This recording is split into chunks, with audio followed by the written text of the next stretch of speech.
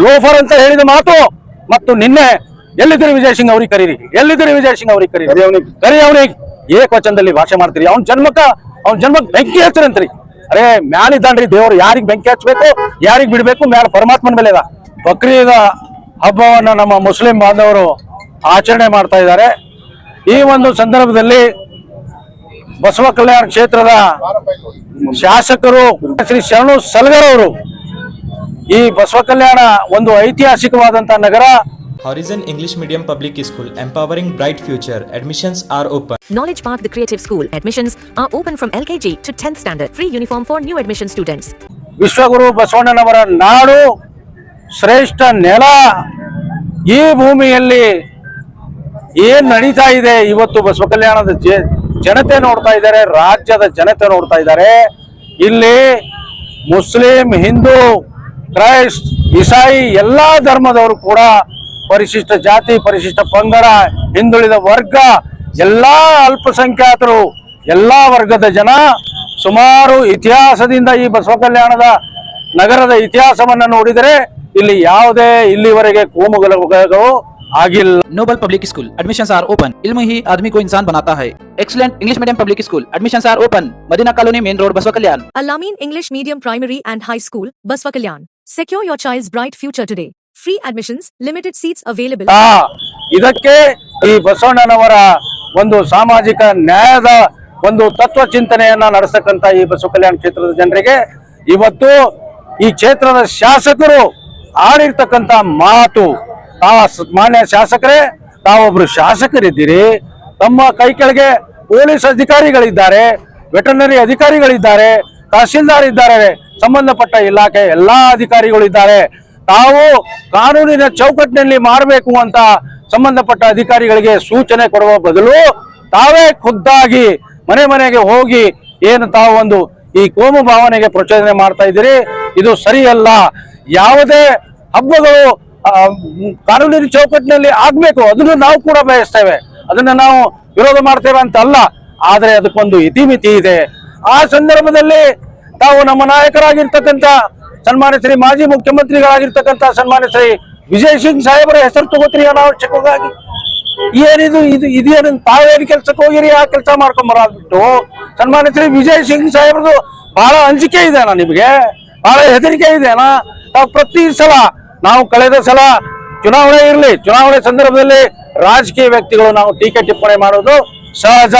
ಸಭೆ ಸಮಾರಂಭಗಳಲ್ಲಿ ಟೀಕೆ ಟಿಪ್ಪಣಿ ಮಾಡೋದು ರಾಜಕೀಯ ಮುಖಂಡರುಗಳು, ಅದು ಸ್ವಾಭಾವಿಕ, ಅದನ್ನು ನಾವು ಅಲ್ಲಗಳೆಯಲ್ಲ.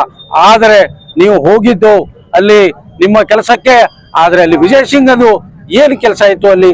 ತಾವು ಅವ್ರನ್ನ ಕರಿತಾ ಇದ್ದೀರಿ, ತಾವು ಮೊದಲೇ ಕರೆದು ಅವ್ರ ಜೊತೆಗೆ ಹೋಗ್ಬೇಕಾಗಿತ್ತಲ್ಲ, ನಾವು ಮೊದಲೇ ಕರಿಬೇಕಾಗಿತ್ತಲ್ಲ, ಒಂದು ಫೋನ್ ಮಾಡಿ ನಾವು ಇಬ್ರು ಹೋಗಾರೆ ಅಂತೇಳಿ.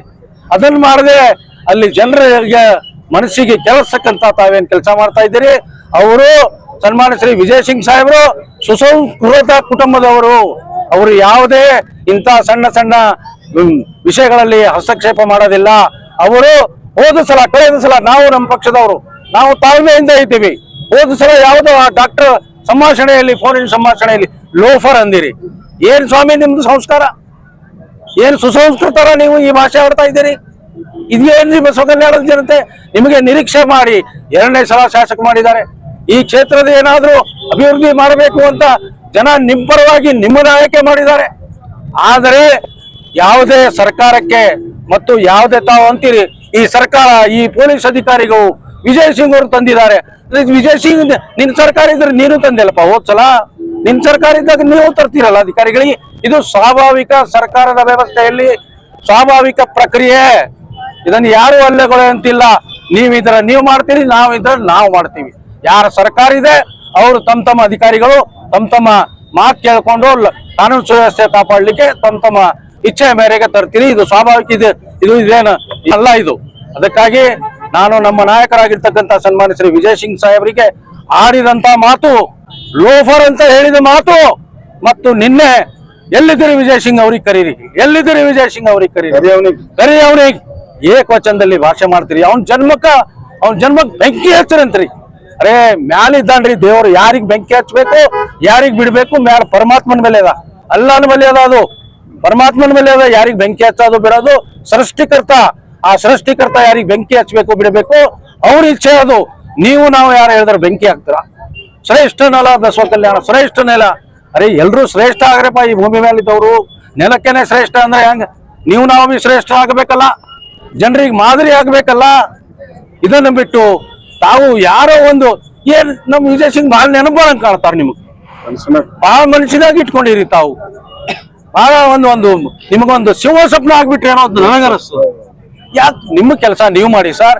ನಮ್ ಸರ್ಕಾರ ಇದೆ, ಅಭಿವೃದ್ಧಿಯಲ್ಲಿ ನಾವು ನೀವು ಕೂಡಿ ಕೈ ಜೋಡಿಸಿ ಈ ತಾಲೂಕಿನ ಅಭಿವೃದ್ಧಿ ಪಡಿಸೋಣ, ಅದಕ್ಕಾಗಿ ಕೈ ಜೋಡಿಸೋಣ. ವಿನ ನೀವು ಈ ತರ ಭಾಷೆ ನಿಮ್ಮ ಈ ತರ ಒಂದು ಇದು ಮಾಡಿದರೆ ನಾವು ಇದಕ್ಕೆ ಏನು ಮಾಡಲ್ಲ. ಇದಕ್ಕೆ ಮುಂದಿನ ದಿನಗಳಲ್ಲಿ ಜನರೇ ಪಾಠ ಕಲಿಸ್ತಕ್ಕಂಥವ್ರು ಅಂತ ಹೇಳಿ ನಾನು ಈ ಸಂದರ್ಭದಲ್ಲಿ ನೀವು ಆಡಿರ್ತಕ್ಕಂಥ ಮಾತುಗಳು ಖಂಡನೀಯ. ನಾವು ಇನ್ನೊಮ್ಮೆ ನಮ್ಮ ಪಕ್ಷದ ವತಿಯಿಂದ ಖಂಡಿಸ್ತೇವೆ. ಇನ್ನು ಮುಂದೆ ಈ ಕ್ಷೇತ್ರದ ಜನ, ಈ ಜಿಲ್ಲೆಯ ಜನ, ಈ ರಾಜ್ಯದ ಜನ ಎಲ್ಲ ಬಸವ ಕಲ್ಯಾಣದಲ್ಲಿ ನೋಡ್ತಾ ಇದ್ದಾರೆ, ಬಸವ ಕಲ್ಯಾಣದ ಕಡೆ ಮುಖ ಮಾಡಿದ್ದಾರೆ. ಈ ಇಂಥ ಪುಣ್ಯ ಕ್ಷೇತ್ರದಲ್ಲಿ ಏನ್ ನಡೀತಾ ಇದೆ ಅಂತ ನೋಡ್ತಾ ಇದ್ದಾರೆ. ನಾನು ಒಂದೇ ವಿನಂತಿ ಇದೆ, ಕೋಮು ಸೌಹಾರ್ದತೆಗೆ ಧಕ್ಕೆ ಬರ್ತಕ್ಕಂಥ ಯಾರೇ ಇರ್ಲಿ, ಎಷ್ಟು ದೊಡ್ಡ ವ್ಯಕ್ತಿನೇ ಇರ್ಲಿ, ಎಂಥವರೇ ಇರ್ಲಿ, ಮಾತನಾಡ್ಲಿಕ್ಕೆ ಹೋಗಬಾರದು. ಎಲ್ಲಿಯಾದ್ರೂ ಇಬ್ಬರು ಸಮುದಾಯದಲ್ಲಿ ಏನಾದ್ರೂ ಘರ್ಷಣೆ ಆದ್ರೆ ನಾವು ಅದನ್ನ ಬಿಡಿಸ್ತಕ್ಕಂಥ ಜವಾಬ್ದಾರಿ ನಿಮ್ಮ ಮೇಲಿದೆ ಅಂತ ನಾನು ಹೇಳಿ ಎರಡು ಮಾತನ್ನು